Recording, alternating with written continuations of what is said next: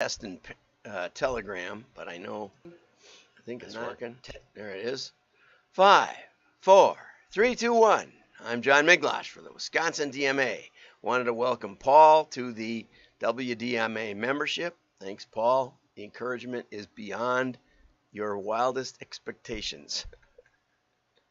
And we need to talk today, if you're on, and see what you're working on, because it sounds like cool stuff, right? Some database project that Paul's working on. And people say, well, what good is joining the WDMA? Well, for one thing, it encourages me to keep going.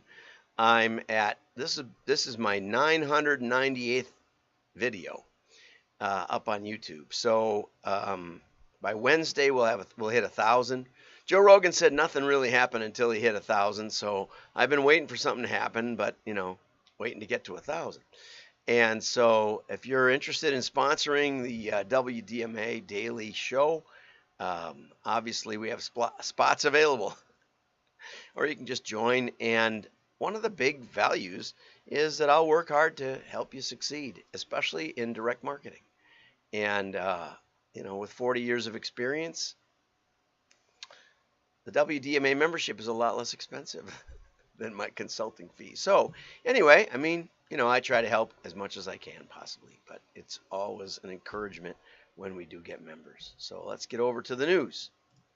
Okay, so the Drum picks 5 excellent Easter 2022 ads. Now ours is still coming up, so some of these might still be good. I'm not sure or not. I just don't know. We're going to see. But anyway, with Easter right around the corner, brands have been taking part in celebrations with fun ad campaigns. And we'll get over to the Cadbury Worldwide Hide, which is a fantastically interesting little promo. I really like it. And so here it is. This is what Cadbury's chocolate came up with.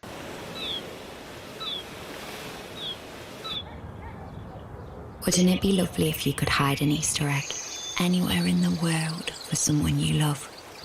It could be that place where you cheered your hearts out, or where you've both always dreamt of going back to. Look at this. It's an ad. Hide an Easter egg for someone you love. Search Cadbury Worldwide Hide. So you can hide it anywhere in the world you want. Drop the egg. They get the app. They get to look for the egg. You give them a clue on where to look for the egg. What a cool idea. I really like it. I'm sure it's not limited to Easter eggs, but the idea of hiding an Easter egg someplace special. I really like it. So I'm going to see if it still works. And, it says it's for the UK, hiding spots as available on Google Maps. See, worldwide, but if it's worldwide, and ours is coming up this Sunday, so I'm going to try and hide an egg somewhere special for my special wife. See if it works. I don't know. I didn't have time to test it, for heaven's sakes. I just barely pull these things together. Okay, here was an interesting, really interesting article from Mike at the Drum, and inclusivity in advertising has gone wrong, but here's how it can be fixed. I believe that this is a High and Mighty Gillette's "The Best a Man Can Be" campaign from 2019, and the focus of Gillette was the best a man can be. It used to be the best a man can get, and the focus was on the quality of the shave that you got from a Gillette razor. And then they migrated to this and basically said that men are hostile and problems for society, and they need to raise better sons. And although how you break that cycle, I'm not sure if it's as bad as you think. Anyway, the sales for Gillette razors plummeted. I think Gillette was like the only really negative P&G. I think P&G owns them now. But whoever owns them, it was like billions of dollars sunk. Though I'm sure they felt better about themselves for doing it. But anyway, so Mike points out that he has cerebral palsy, making him, somewhat of a special category. But he's also white male, and went to Cambridge and works in the ad agency. And the M25, I think, is like male 25, like, in your youth and what you were like there. Point is, he's complicated, and but he's also in the, for the UK or for the United States, in the least likely to get into a commercial category of white male and highly educated. And so he's like the category that we're attacking in inclusion, is the white male, well educated, privileged, all that stuff. We want anybody but him included. And so he's writing on inclusion, which I think is really interesting. Inclusion is talked about more than ever. Inclusion is now seen as an important part of every brief we answer. In other words, when an advertiser, I got to get over here to this one. When an advertiser gives them, and here's the picture of the men at the barbecue grill, all the masculine, manly men that Gillette didn't like.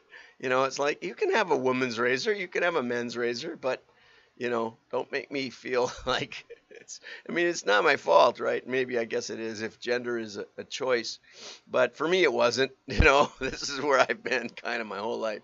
So inclusion is now a part of every brief. So every brand says we want to be seen as inclusive, but the results have been mixed because, and he points out Gillette's ill-conceived, high and mighty attempt to tackle modern masculinity, and Marks and Spencer, M&S, blatant tokenism in creating the LGBT sandwich. So I looked that up because we're not in the UK, and it was a BLT that they added guacamole to make it an LGBT, which I think is kind of clever actually. But they put the rainbow on it and everything, and so apparently Mike doesn't think that apparently went over like a lead balloon, but.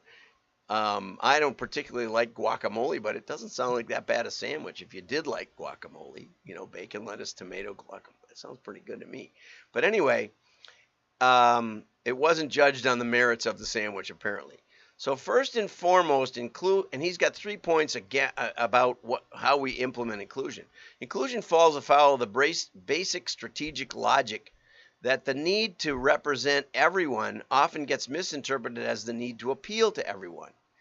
But strategy is often about making choices, and sometimes it's beneficial to be exclusive. Inclusion doesn't mean you can't be exclusive, and that's an interesting point. By trying to stand for everyone, you risk standing for no one. And don't just risk it, you will hit it. So brands are by definition exclusive, right? Brands are at least as much about who they don't appeal to. So in modeling, I've made that point that oftentimes it's much, much easier to figure out who isn't the market than who is. Because why people love your brand is often a mystery, and it doesn't generally translate into smooth geodemographic boxes. But people who can't afford your Porsche or can't afford your Rolex, we can figure out, kind of where those people live. Or, people who aren't interested in, I remember we did a telemarketing, a telecenter algorithm for the Highlander, which was a kind of a thinky science fiction series. And they were advertising on the Highlander TV show. And they were trying to sell recordings of the show so you could get the whole show and binge watch it. And it was very expensive compared to now. And the phones would start ringing off the hook when the ad ran across national TV, and they couldn't answer all the calls. And so what we did was we figured out that the target market was generally men, young men who were from high income, but especially high education neighborhoods. And so what we did was we created an area code and next 3-digit profile of the United States and found the high education phone numbers. And so we would answer those calls directly, and we would encourage the other callers to leave a message, and that we would call them back, and we did call them back. But this way we could get on the phone with people that were not from areas that weren't likely to buy. I think that's kind of interesting. Okay, so secondly, so we excluded people, and the results went up about 74%, which is a lot. Okay, so and within your target, you definitely have a diverse cast of people because you just can't segment down to, the one person that will buy for sure, and so you're going to always be somewhat inclusive.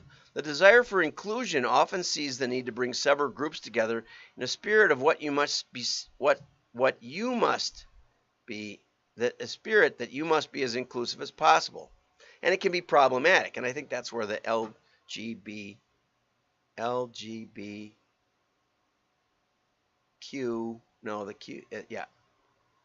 LGBT. Just they took, usually it's longer than that. I'm trying to figure out which letters they left out, but the LGBT is like bacon, lettuce, and tomato with guacamole. Okay, so you push together groups that you're supposedly being inclusive about. So that BLT, fancy BLT, push these people together that may not like guacamole or they may not like bacon. And so a single inclusivity approach clearly doesn't work because different groups may face different challenges. And I think that's true about Gillette too. You want a good shave, but women have different needs with their shave than men. And so it's perfectly fine to market to one, market to the other. You don't have to market to both. Thirdly, audiences looking to target are often misconceived. For example, we may try to include disadvantaged people, but we may be selling a product that they can't afford, right? Like our Porsche. I've never bought a Porsche. I suppose I could if I really, really wanted to, but But what it does do is it's aspirational. I wouldn't mind a Porsche. I do have a Rolex, which is a long story, but it's something you aspire to. A friend of mine at Amoco Oil said when he got his first real job, he went out and bought a Rolex, a presidential Rolex. And so sometimes the role of advertising is to give somebody a vision or a dream to shoot for. Nothing wrong with that. And if you take that out of the advertising, there isn't much left. But the last thing he says is that big ideas are perhaps the most inclusive. Like, you're not you when you're hungry, from Snickers. The inclusivity of ideas, which I've been advocating for a long time. You want diversity of ideas. You want people to think differently. And too often, the inclusivity grouping itself is very monolithic. Okay, so very, very excellent article, well worth a read. Sometimes you are most inclusive when you don't even think about inclusivity. Really liked it. Thanks, Mike, for that. We better get on to the last one. Testing corner questions, do they work? And this is from Craig Huey. You notice I've gotten on his newsletter, and they always have a good little story about testing. Testing copy is crucial. What you assume will generate the highest response is not always the case, right? So when Craig gives stories, he likes to ask the audience, what do you think? So here's, they did 2 magalog covers, and for men and women age 60 plus, that would be me, and both promised prevention methods and remedies for arthritis, back pain, strokes, and heart attacks. The pictures were recognizable Hollywood personalities. Cover A, do you have any of the illnesses that these stars had? Or cover B, discover the amazing health secrets of today's over 60 Hollywood stars. Now, the fact that they were recognizable to me, that they paid extra to get them to allow their use, says that if you're interested in those people, I've clicked on some clickbait, this is what they look like then, what do they look like now? And you go through and you don't even see the people that were pictured. But anyway, do you have any of the illnesses these stars have had? So it makes it very, very curious. So I picked cover A. And so it says, take a minute to guess. And if you guessed cover A, you're right. It was the winner by 39%. Okay, questions within the headline usually do not perform well. Okay, I always kind of thought they did, but in this case, the question was powerful and created a great deal of curiosity. And the other cover, which specifically called to people aged 60 and older, the target audience, was comprehensive but not compelling enough to beat cover A. You know, you might have said, do you suffer from these illnesses? Discover health secrets or something. I mean, I could think of probably 6 more tests here. But the real title of this article should be Testing Will Surprise You. And it usually does. And so thank you for that. Thank you for that, Craig. And every newsletter has a little testing vignette, which I really like. So have a great day. Like and share.